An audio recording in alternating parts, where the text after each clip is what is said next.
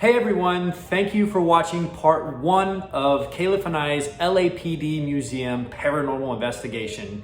This building has a lot of trigger objects, we'll say, including Charles Manson murder weapons and files, Marilyn Monroe and John F. Kennedy evidence. It's got the 1997 Bank of America shootout in North Hollywood. It's got all of their weapons, their car, everything that they've used. But then you go to the haunted and you've had deaths in here, suicides. You've had, cruelty. You've had people just all that kind of unimaginable bad compounded into one place. And where we're at is a jail cell where in the 1960s, a man sadly took his own life by hanging. And now we're gonna hunt it.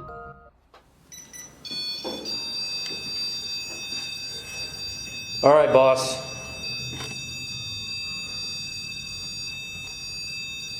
Good, okay.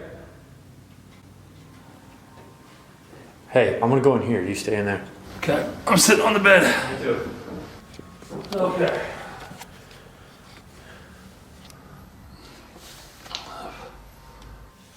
We know that one of you took your lives here. Were you in trouble for money? Were you in trouble for doing something messed up to women, kids? What did you do?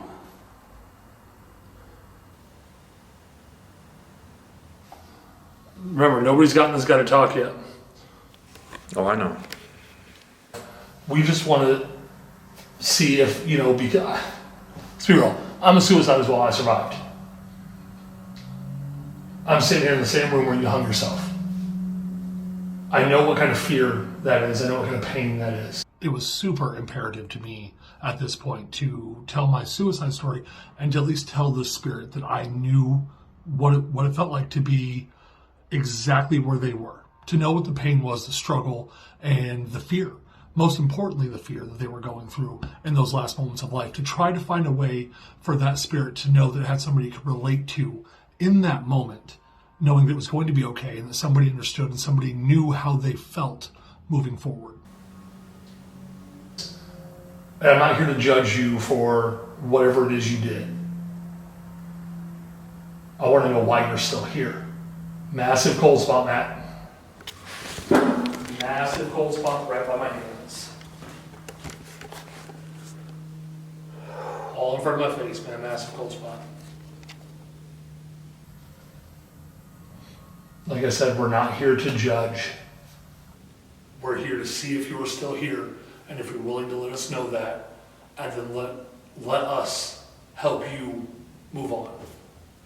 I got massive goosebumps right now, dude. Massive Something's goosebumps. right up the top of you. It is not our job as ghost hunters to come in here and condemn you. You were clearly condemned in life, enough so that you took your own. And if you're still here, we would like the opportunity to be able to help you. You laid right here and they pulled you down. And you were literally talking to somebody who can relate to that. Who knows not only physically what happens when you attempt, but what happens mentally. So please come out and speak. We're trying to help your soul. So we're not getting a whole lot of activity on the REM pod, so we decided to take it a step further and do an EVP session, hoping that the spirit will communicate with us that way. I can go grab it real quick. I'm going to keep my camera right here so that way if that goes off or anything happens, we know. You want to go live? I'm going to set up a little live real quick. Okay. All right. All right, EVP. We are in the, what do we call this? This is felony. This is felony holding. Felony holding, suicide, jail cell. Well, so for those of you turning in, we're in the jail cell where a young man hung himself. We're going to pull an EVP real quick. So, Moving recorder. okay, so the recorder over here with John. Sir. My feet are where your body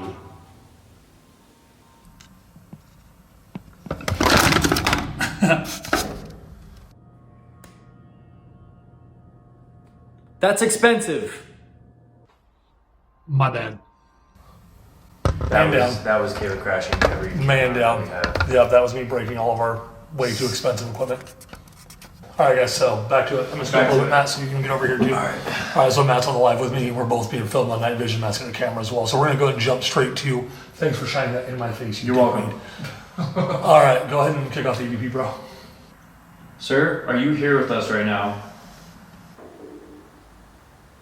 And what is your name? All we want to do is help get you out of here, no longer keep you in this cell, because we can only imagine how heavy that is. What energy are you giving off? Why was I able to walk into this cell and know that this is the one you took your life? Is that you? So Califf and I first walked by these two jail cells with no cameras rolling about an hour prior to this investigation.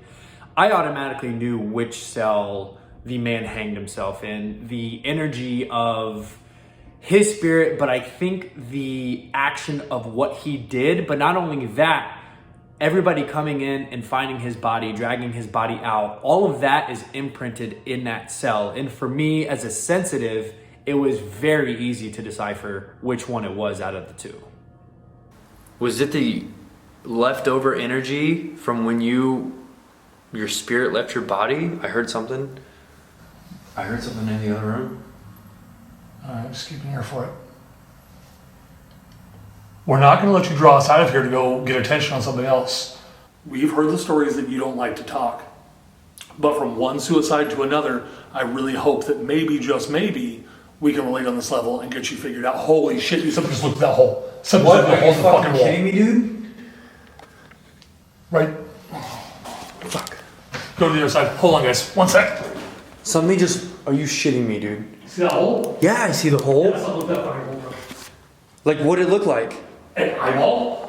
What Oh else my is it? god, dude. Right here? Holy shit, guys. That was pretty intense. Dude, I just fucking got chills.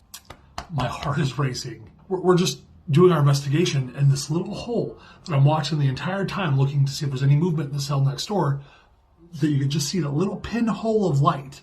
I'm not even kidding. I'm eyeball looking right at us, almost as if something was too afraid to come and present itself to us, but still curious enough to find a way to be able to watch and see exactly what we were doing and why we were doing it. It doesn't get more strange than this. So... As you can see, we kind of had already something interesting happened. So clearly we're getting to him because he's peeking, man. He's trying to figure out what we're doing. Alright, let's sit back down. Yeah, let's have a seat. That clearly worked. Yeah. Whatever the hell we were doing clearly worked, bro. It's that fucking Matt and Califf. Yes. Wait. What?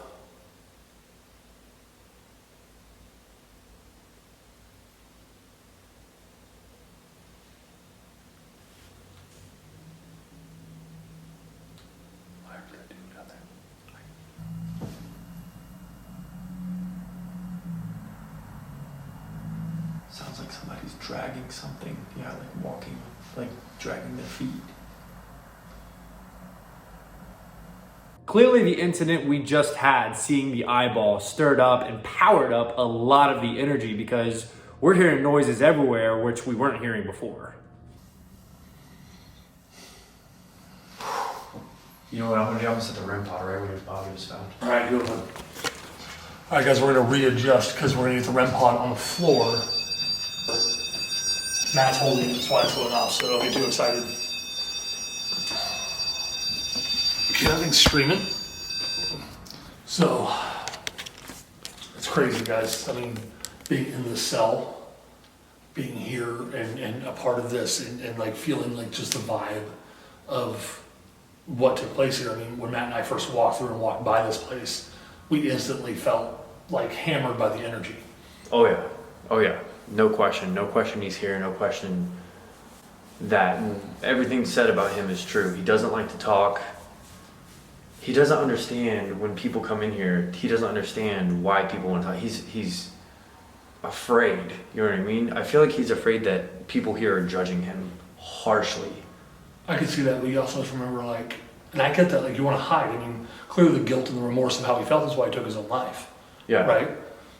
But at this point, it's like, hey, we're not here to judge you. We're not here to make you feel bad for whatever you committed while you were here.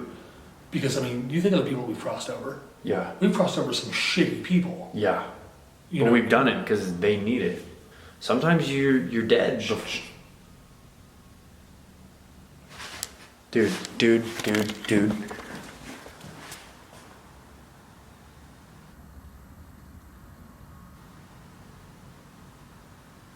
Sounds like somebody fucking walking right Somebody walked through this door and I fucking saw right here. It was like this, ready? It was like a leg going like this. Seems kind of like a hard thing to do. Did anybody else see that when Matt was sitting here? Didn't need Shit. What?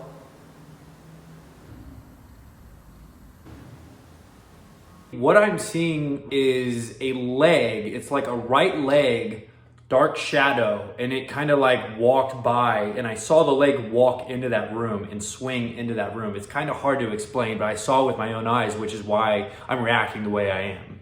Dude, there's weird vibes coming from this room. Something trying to draw us out of this jail cell. And it might be the guy. It might be him. Why though? Why try to draw us out? Why not just come in here? Like, maybe you're right. Maybe he doesn't want to come back in the cell.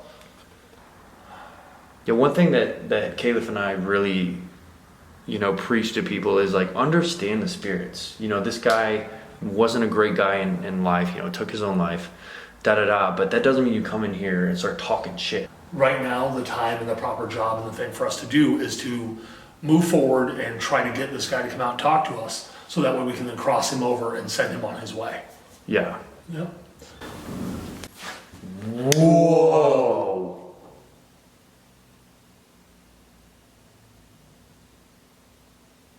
What the fuck was that? That That was was above us.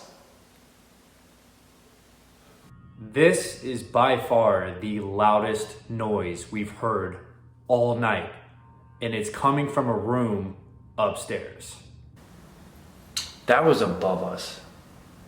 Yeah, people hear it. Alex has heard it. Kira heard it. So people heard that same thing. Dude, there's no one upstairs. We're on the Middle level. second level. And there's a third. Erica heard it. Everybody heard it. Dude.